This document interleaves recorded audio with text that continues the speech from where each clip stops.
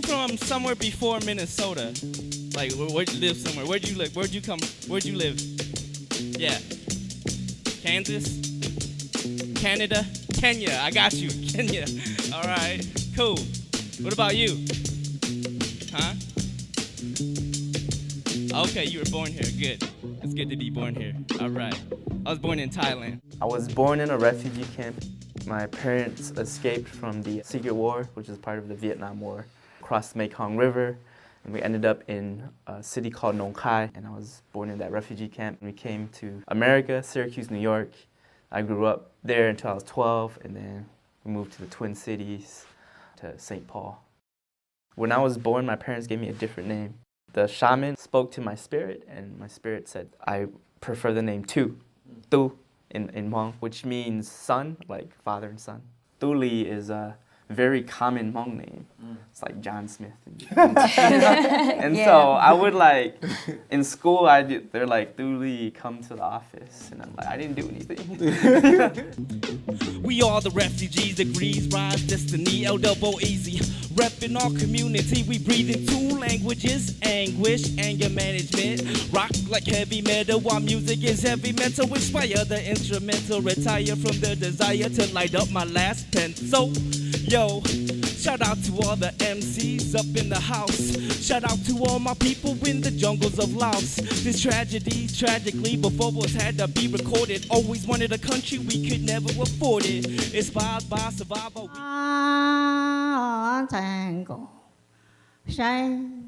I collaborate with my grandmother. We're called Fresh Traditions. She does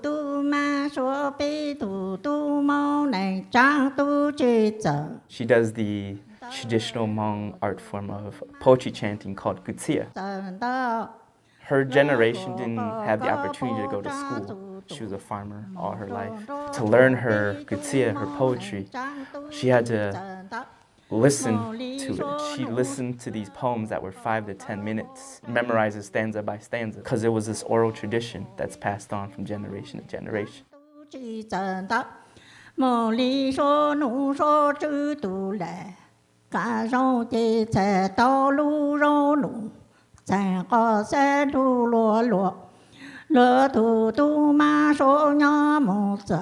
I was fascinated by that. How could she memorize these poems? Because I'm used to like writing it down first and reading it and memorizing.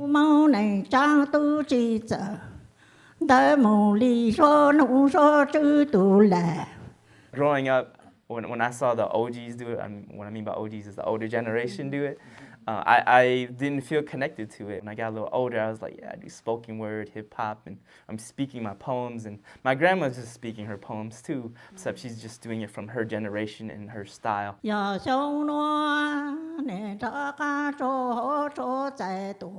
poems that passed on to her, she kind of flips it. There's an older style before her, and she makes it fresh for her generation too. So she doesn't exactly replicate what was taught to her. She puts her own twist onto it.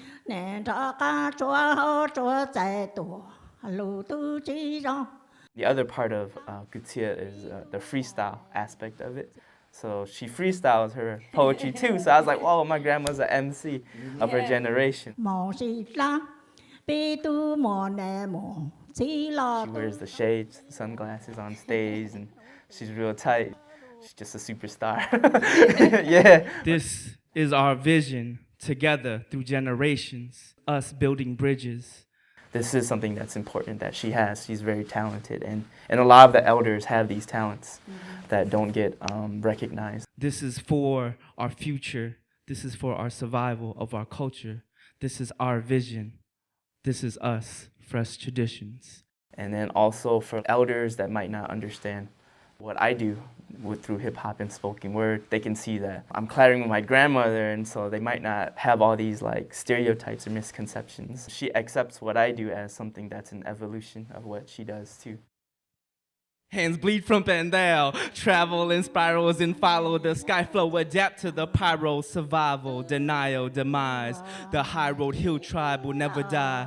We will never die. We will never die. Like John Tao said, we are the orphans of time. Orphans of coffins endorsing the times. Orphans of coffins endorsing these rhymes. We are the orphans of time. We are the orphans of time.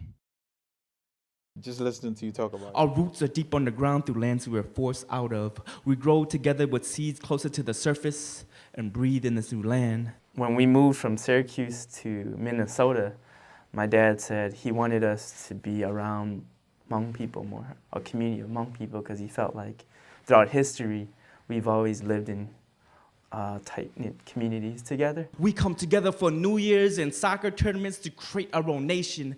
The passion we have for our families, how we unite at times of devastation, it's sacred, you see. The sacrifices that were made so we could have a chance to make it. Minnesota was kind of like this really big community, the culture and the language and the traditions, and that's what makes me feel like home. Walked miles and miles on bare feet, cold suffering flesh scorched by the sun, with a low life force. So we had our sons, our daughters, our family pride. Even though Thailand was the place I was born, we were only there because of the war, and then there were refugee camps that were placed there, and which eventually broke down and Hmong people made villages. If we didn't make any villages in Thailand, I wouldn't go back and consider it home at all. But I go back, and because I have family there. Don't ever forget where you came from.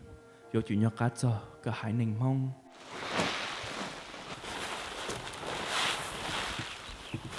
Hải gì hả? Cho nên là chó chứ. Cho nên cho ble on mua lúa sú bù lúa à. Họ cho bắt tao cho lúa sao? Cho nó cho ble. Rong. Cho chỉ mua ble nhá hậu thì mình xí thì mình ra.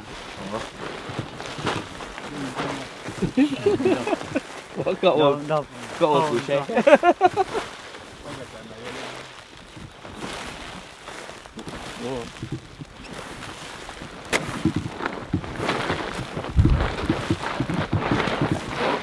Tôi cũng người ta có còn những tôi tập trung tôi.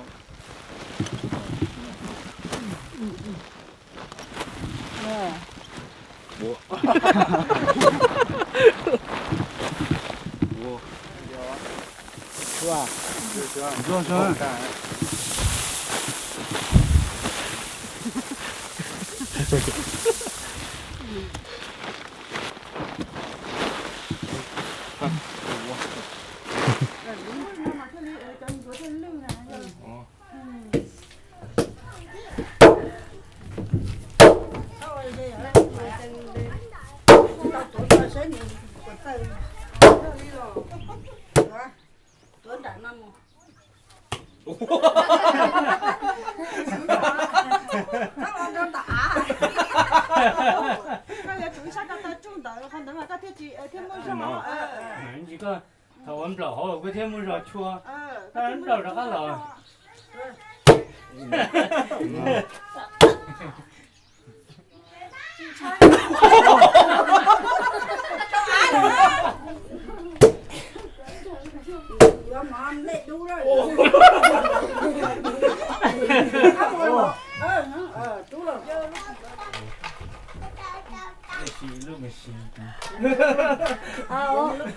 Nó trâu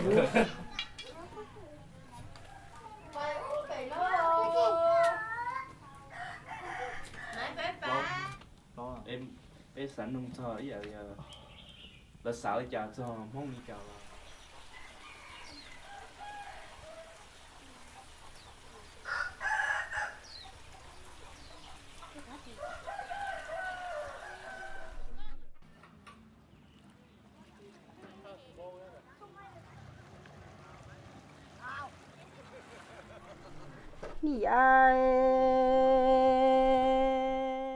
Có yêu hồ tế chờ theo lũ rõ tư kẻ ô lý chả có thể tua to đồ thay tế nó.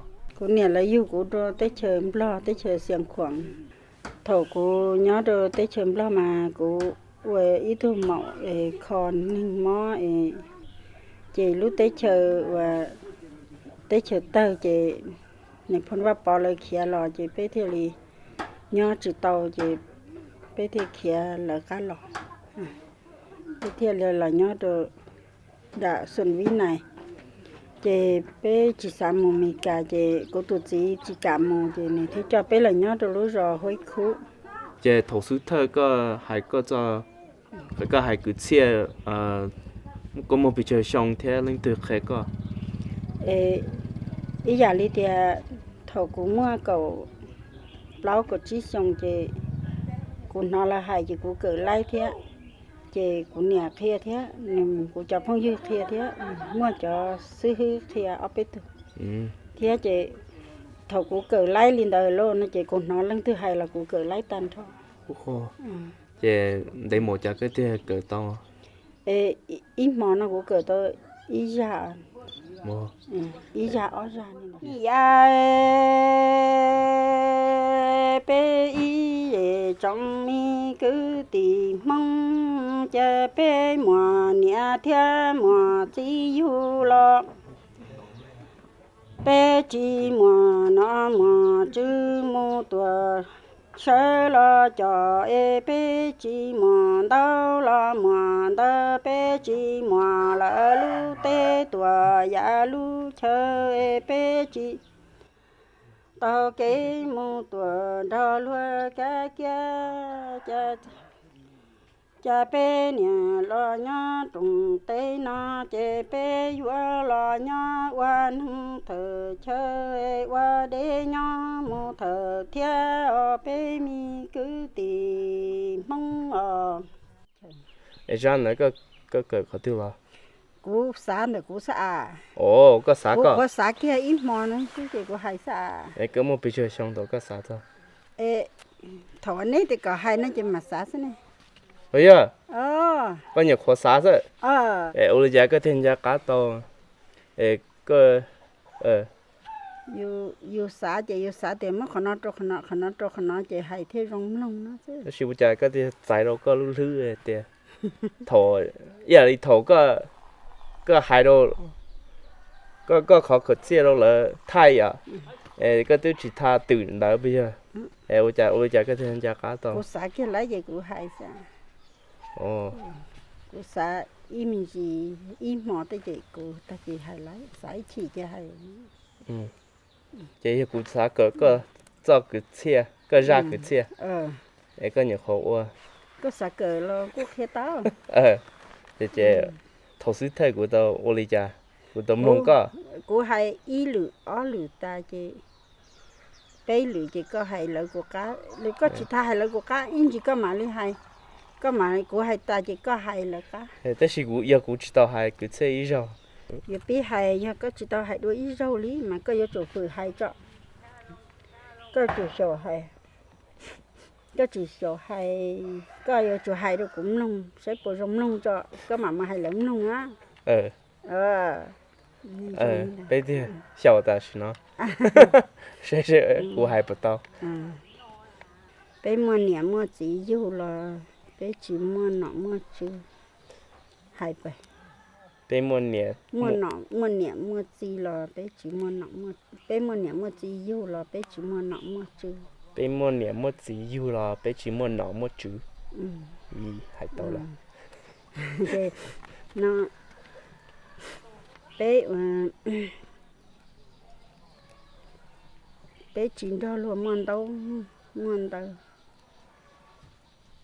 bé chỉ đó luôn mua bé chỉ mua là mua chỉ mua mua bé chỉ mua cho đỡ là qua bé tu bé chỉ đó là mua đâu bé chỉ mua té mua chờ bé chỉ mua té mua chờ bé chỉ tàu kệ mua đâu luôn cả kia hay gì bé chỉ tàu kệ mua đâu luôn cả kia bé chỉ tàu kệ mua đâu luôn cả kia đó luôn cái kia bé là nhóc nên thời chờ bé là nhóc quan nên thời chờ thời chờ để thời chờ để thời chia thời thia nó đâu lửa rồi chị cú tàu ra cá cho lù nó bây giờ thì hai linh đó tận hơn chỉ chúa thế hả ồ chúa nó mà in cái sao chỉ in chúa cái in sao cái thế thì bé mua nhẹ mua chỉ yêu bé mua nhẹ mua chỉ yêu bé chỉ mua nó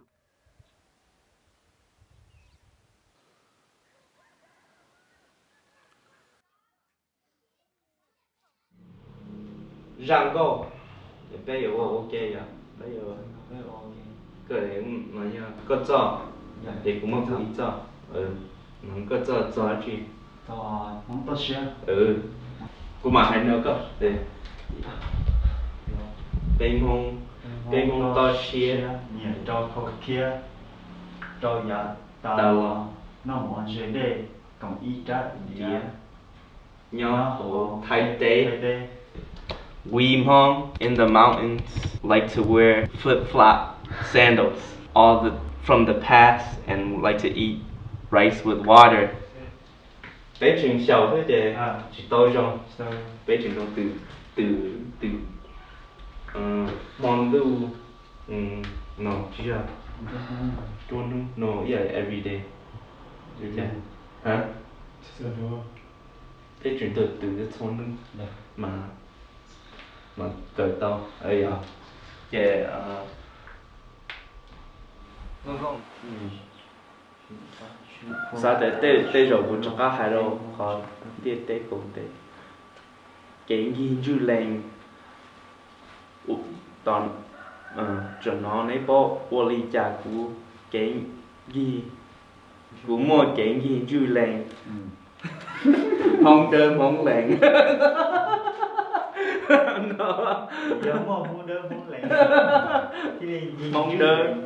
mong lạnh sợ đời xa lạnh no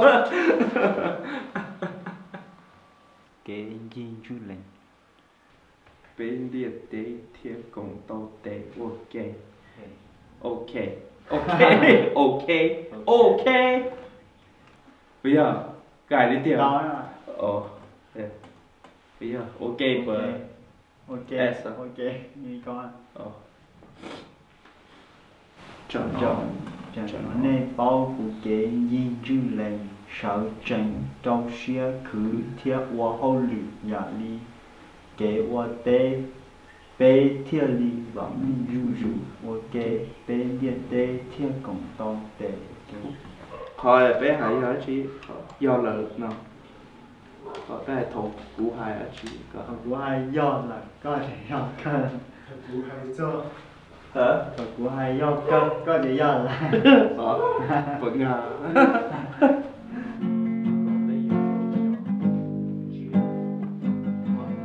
bé lu học phiệt ô chị cho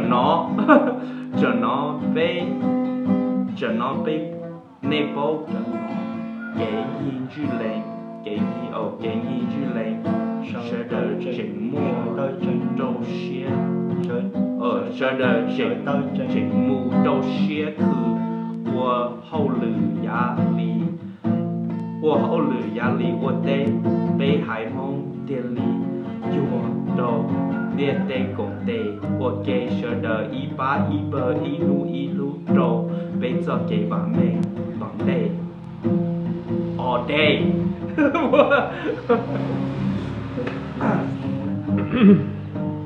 Linda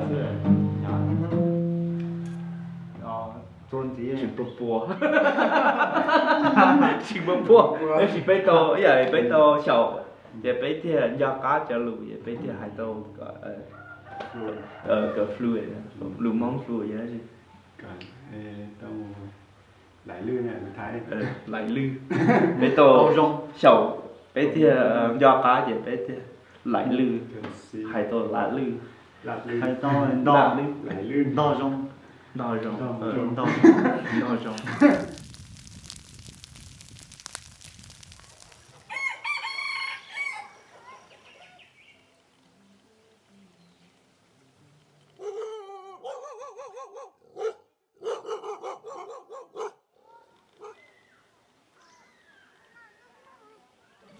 bé 我上过呢，打了会哭，也被杀掉。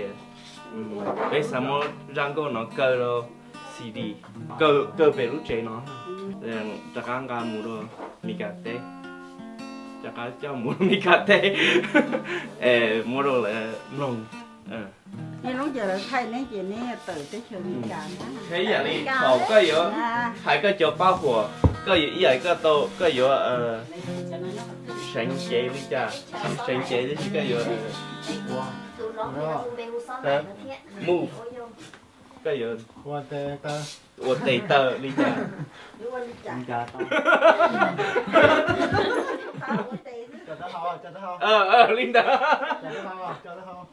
nói hip hop nhá mi cà tê đó mà cho đua chỉ cho tao Linda trong Linda nó mà nó hỏi mi cà phone rồi nhập dạ con cho có bảo lưu về nó có sao đấy cha ai chỉ có hai cái này, tao hai cái luôn nhiều. thôi thế tôi thì tụi ta này chia cho tao hậu sữa này cho những cho chị ô tơ cái hồ tu cho chị là à đi nè không phải là lúc đó nè mong thấy từ mong mi cà nó thì cho tê cho tơ sáng chế chị sinh chế sinh đúa với sáng đúa con nói này sinh đúa sinh tê sinh tơ hồ lên từ cái nào To the hip hop, hip it to the hip hop, and you don't stop. Rock on, baby, bump it to the boogie, the bang bang, the rhythm to it, the beat. Now what you keep is not a test, I'm rapping to the beat. Well, just me, the group, and the band, we're gonna make you move your feet.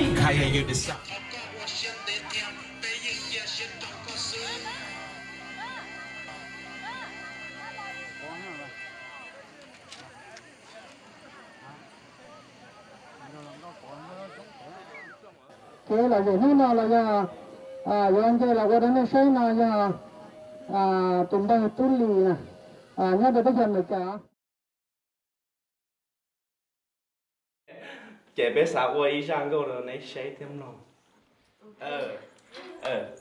và tôi chú ý chia của có là hôn là bé nhưng phải chỉ hơn khu ý ra cái chia của xã cái hai cái chia nữa của tiền trong xe tiền của tàu diễn giả nào của tụ thầu chưa đi trồng mông đi trồng mông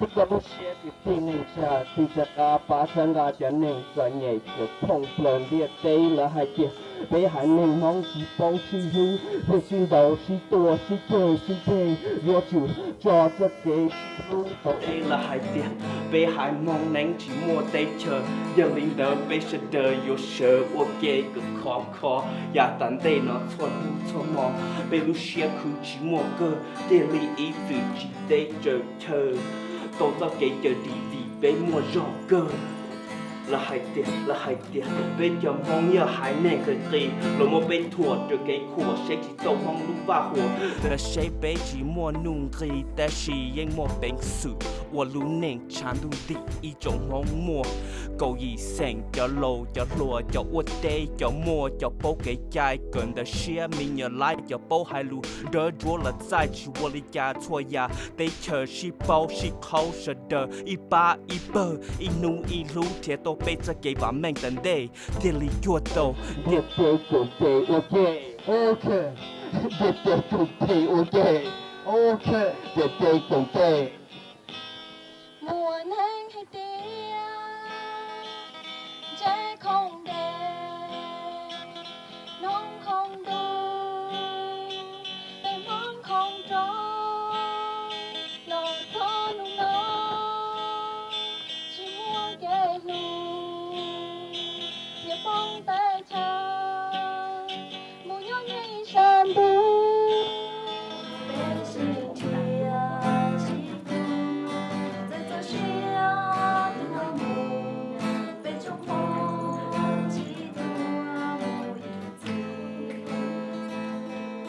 trong mong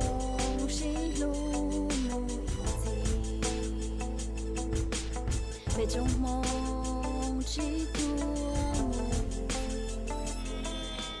về trong mong chỉ tuôn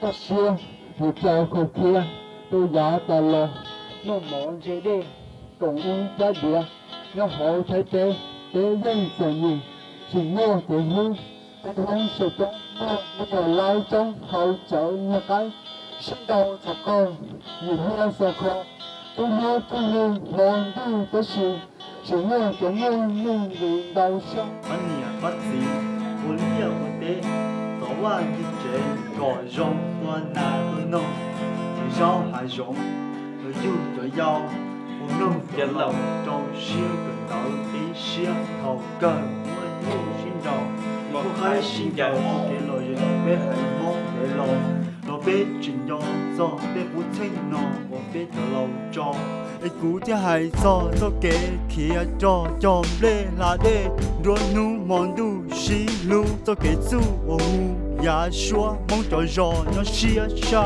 hoa tôi đã xả đến hướng sầu tông chỉ có ai chỉ có chỉ qua chỉ có tôi xia đập hầm phá thô bồi ya ya lệ bồi ya cơ mùa nắng hay tiếng trăng không đèn nắng không đâu ta mong không trông lo cho nung nấu chỉ muốn kẻ ru giờ phong tay cha mùa nhớ nhây sàn đu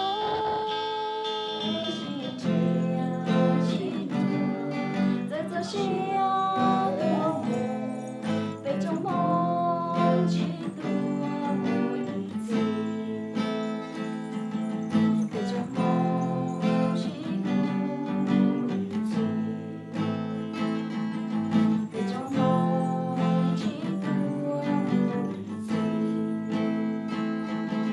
về trong mong chỉ tua một gì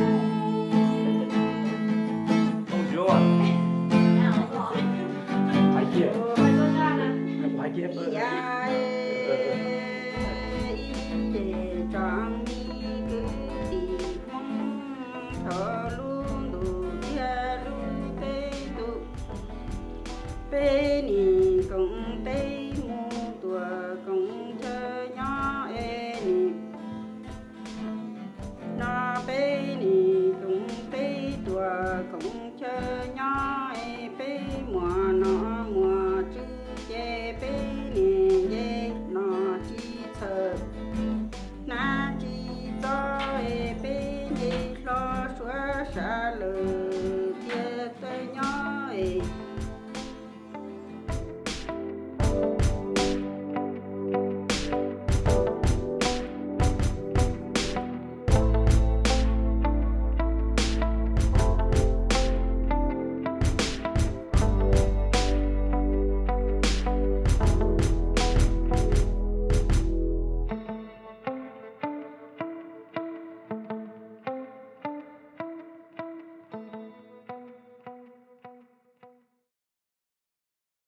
So we're about to get into this last song.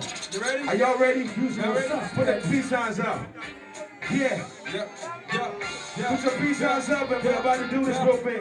This is a world. Everyone represents each side of a continent. Yeah. Sing it. My people, my people, my people. Hip-hop is like the root.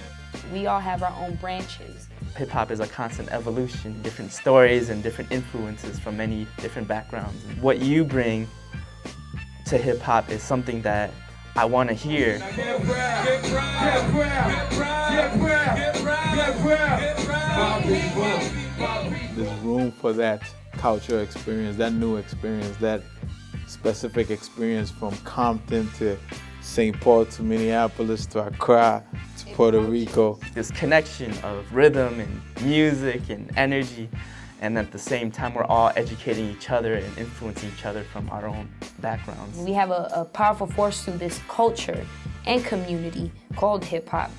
Plant the seed, let's grow. People, Poor people.